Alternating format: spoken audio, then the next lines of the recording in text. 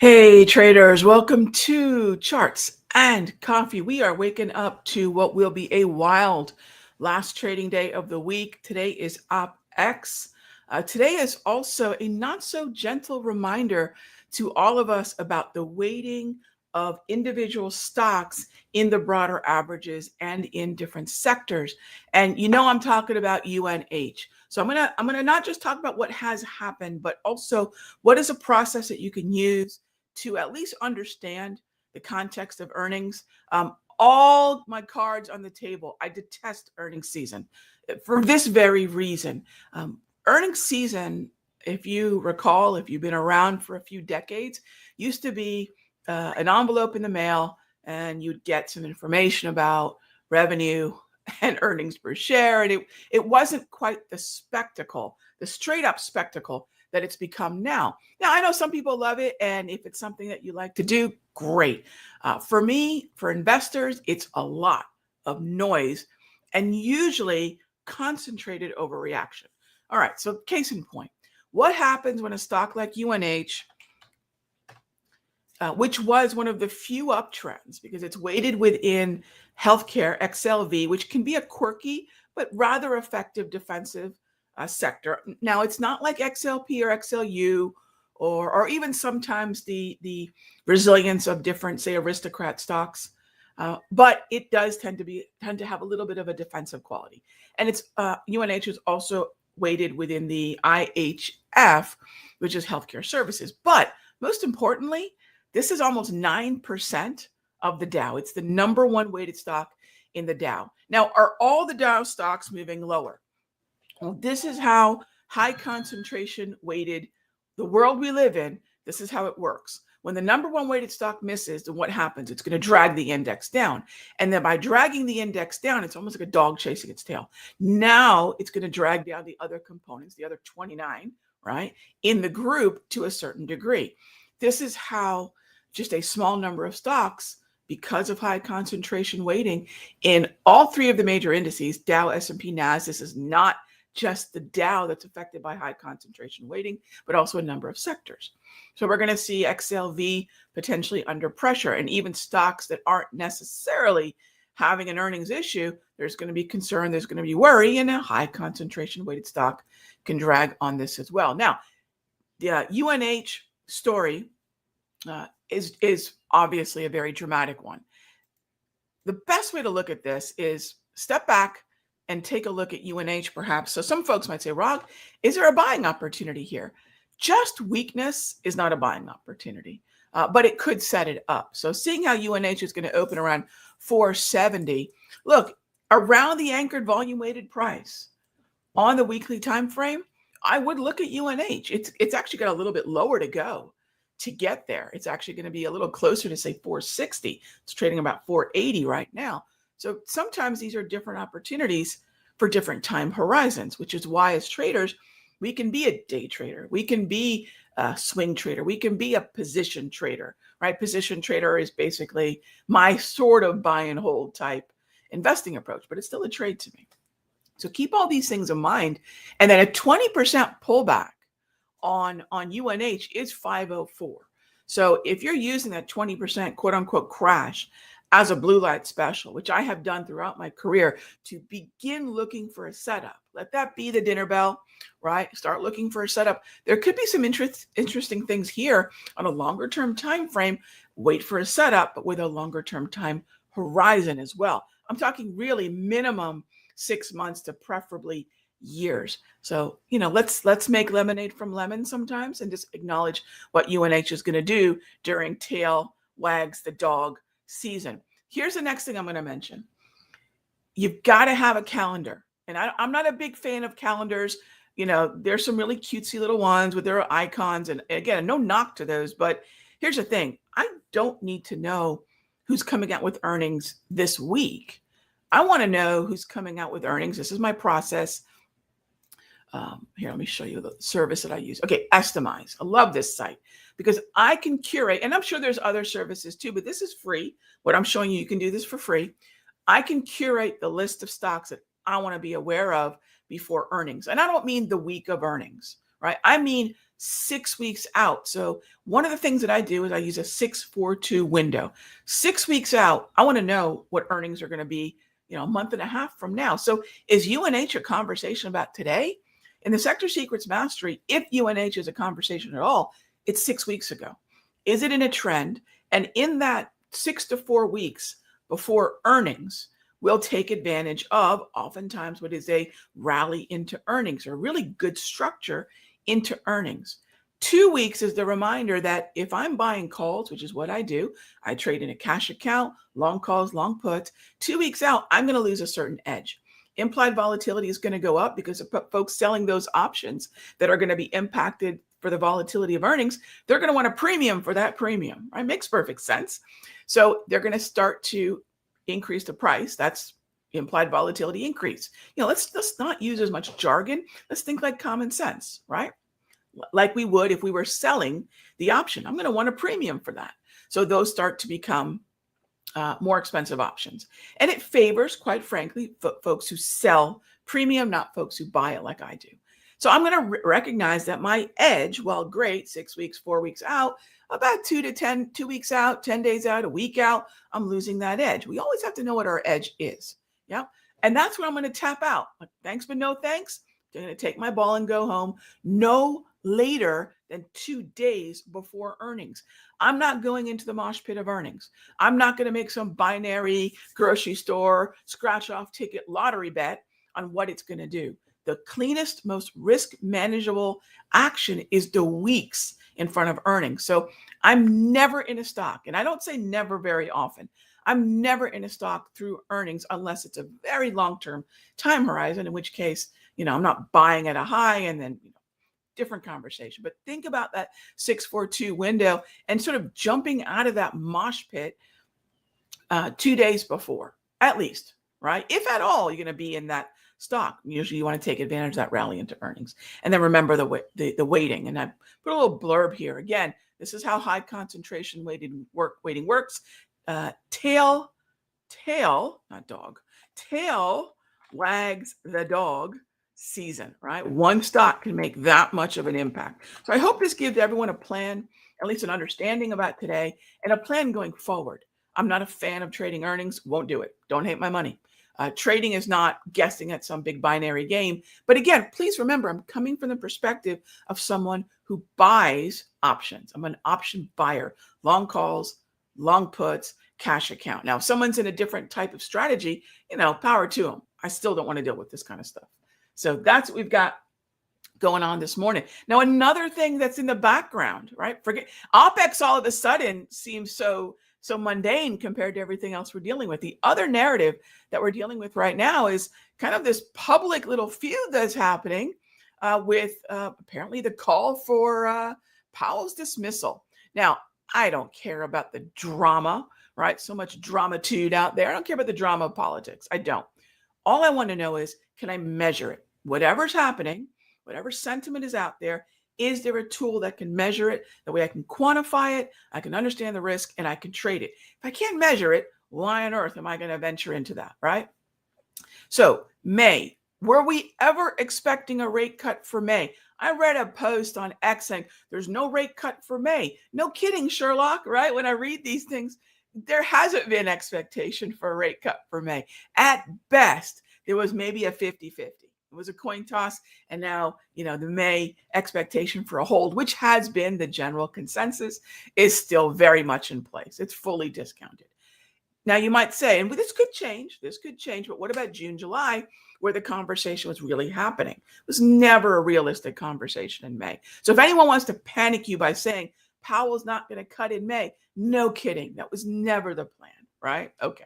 So then we move on to June. There's still a high probability. It's the highest probability that we will be seeing a 1/4 point cut. The next highest probability is a hold, 59.4 to 33.4%. That's but it's really not 59.4. It's really 59.4 plus 7.2 expectation for lower rates, and then just 33 and change for the hold. You go out to July, rate cuts are not off the table, gang. Now, whether or not Powell keeps his job, this could be interesting, but I'm not going to get into that drama, right? Let's go to the data. And people who get caught up in the drama, you can see them a mile away. They're talking about things that don't ever amount to a trade. They're talking about who said what and what if this happens. Okay, cool. What if it does? What's the trade? Right? So let's always go back to the data and remember that Powell's not going to cut in May is not news, right? If something happens in June, July, that's different. For now, we're expecting those rate cuts, and that's what's been priced in for a really long time. The best way to avoid the emotion that dominates 80 to 90% of market commentary is just go to the data. Replace all the emotion with numbers. Crunch the data, crunch the numbers, know your numbers. And sometimes know your numbers means know what date earnings are coming out. So you have that 24 to 48 hour window to say thanks, but no thanks. I'm not going into the mosh pit. I'm not coming out with black eyes and bruised ribs. All right. So that's what we've got going on. And then the FOMC and Powell, keep an eye on as you can see here, the target rate probabilities. All right. So let's grab some questions here. Let's jump on over to the charts. And all right, let's see. First up, Renee is asking about RTZ. Sure. RTZ. Renee, I'm not sure what that is. If you can, I'm not sure if I'm reading that wrong. I think my eyes are good this morning. Let me know what that symbol is because I'm not pulling anything up. RTX. Oh, okay. RTX. Sure. All right. What's going on with RTX? So if I'm looking at RTX, right. So what's going on here? This is generally, I would say now neutral, but as far as any kind of setup, it depends on what time frame you're looking at. If you're looking at the weekly, I would keep an eye on the long side, but that's with that much, much, much longer time horizon. I'll give you an idea. One of the things that we do in the Sector Secrets Mastery are these position trade alerts. And we've built a portfolio of these alerts and these positions via mostly shares, although some of our traders use leaps for the same trigger. So if you want to buy shares at the trigger alert that I send out, or if you want to buy an at the money leap at that, again, everyone's choice depending on budget. But I would say the RTX idea would be better on that longer term position trade time horizon. In other words, what do I want to hold for ideally years, not weeks, not days, right? That might be the best way. I would leave the daily for swing trades alone for now, right? Now, regardless of, you mentioned AND has been strong. Again, if you and I are talking about it, Renee, it's priced in, right? So now I'll step back and look at the charts, which are really reflecting everything, frankly, you and I know and don't know about the symbol. So what I would say is if you've got the longer term,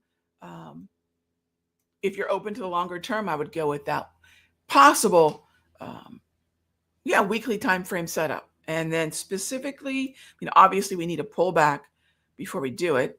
I'd look at something between about 117 and about 114 on something like that. All right. Next up is Panthers. Our Panthers are going into the playoffs, by the way. I know that's not hockey season. Playoffs are beginning. All right. Panthers are king. Good morning. Is this the time to day trade rather than swing because of the news? Panthers, what I'll tell you? And this video will do it so much better than I can even do it in our short period of time here together. If you're at the Simpler Trading YouTube channel, or heck, if you're on my YouTube channel, I'm not sure which you might be on, but whichever YouTube channel you're on, you'll see, let me go to the simpler one, because I imagine most of you are there. Let me go to Simpler Trading here. All right. So if you click on Simpler Trading and go to live, which is probably where you're at right now to watch Charts and Coffee, because there we are, scroll down a little bit and you'll see what can you do with just an hour of day trading. And in that video, I walked through it's a recap of yesterday's day trades. I day trade for an hour a day from 9:30 to 10:30. I set up the day trades that I'll be looking for. And in that, folks ask, well, how much can you really get done in an hour? Well, you'll see we had 3 different setups yesterday. 2 setups on gold, 1 triggered, 1 didn't. 1 or 2 setups on the SPY. So we focused on those 2 symbols between 9:30 and 10:30. And that's exactly what I'll do again today. But then that leaves the rest of the day open. And that's when right now I will look at certain swing trades, right? Certain trends are still very much in place. We had a trade in Coke. We scaled out of. We have a trade in gold that we're continuing to scale out of. So there are not as many, to your point, not as many, but there are some swing trading overnight positions with a few days time horizon. There are a few of those. And then there's many, many, many weekly time frame position trades that are also setting up. And I say many, we had 4 in Q1, Coke, Altria, Walmart, Communications. So that's another part. If I can compartmentalize, acknowledge that because of the news, the headlines, the sound bites, the uncertainty, the geopolitics, all of that, follow through is very difficult. I agree. Then yes, the day trading, the really, really short-term time frame, and the longer term time frame, the weekly chart position trades are really very, very helpful right now. I think that's a good place to focus. And yes, I agree. I agree. Not everywhere is it difficult, but there's far fewer trends that are, well, bullish, obviously. And then, as far as bearish trends, and I'll be the first to admit, I'd rather be long. The psychology behind long positions right now is actually far easier. But I do want to mention this. There was zero reason before UNH to be bullish in the Dow. None. In fact, if you look at the candle on the 10th and you look at the candle on the 15th, both of those triggered downtrend environment, mean reversion, short sales right around 41,000 on YM. Obviously we're moving lower from there today, but this is not a bullish environment when you look at the broader averages, the Dow, the NASDAQ, the S&P, the Russell. So, the downtrend trades are there. The short squeezes can be violent. Downtrends are far more violent trends than uptrends, but the opportunities are absolutely there. All right. So that is what we've got going on here this morning. Let's go take a quick peek at gold and bonds. So gold had a heck of a day yesterday. We took another scale out on gold on our GLD calls yesterday with that massive candle, maybe a little bit of a breather here today. Who knows? But if I can get into yet another gold swing trade to the upside, I absolutely will. Gold miners, a handful of the gold miners, GDX, NEM, are also on the list for things that we're looking at going forward. And then, and I'll be curious how this goes. This is kind of fresh. This is a Walmart trade that we have on right now. We bought the pullback at a conservative level and a moderate level on the, here we go, on the daily price movement range yesterday. So we'll see how much the outgoing tide because of UNH will affect what's going on in that trade. But that is generally considered a bit more of a staple. So if I look at the way in which the staples have been, let's see, I have my staples. There we go. So when I take a look at the layout that we use in the Sector Secrets Mastery, now this is a Sector Secrets Mastery layout. I say that because it's an odd organization, right? You might say, Rod, what am I looking at here? So let me show you what this is. And this is probably a great way to wrap up the session. So this is something that we do in the Mastery. It's a layout that is boats and tide. The reason it's structured the way it is with one really big chart and a bunch of little ones is because this is the tide. It's either the index or the sector, right?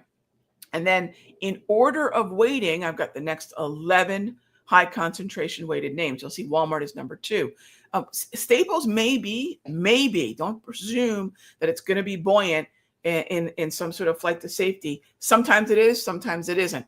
So we'll have to keep an eye on what's happening with staples. I would keep an eye on utilities. Obviously, healthcare is going to be impacted by UNH, but we'll see if there is any flight to safety. The Dow is down significantly, but where is UNH not heavily weighted? The NASDAQ.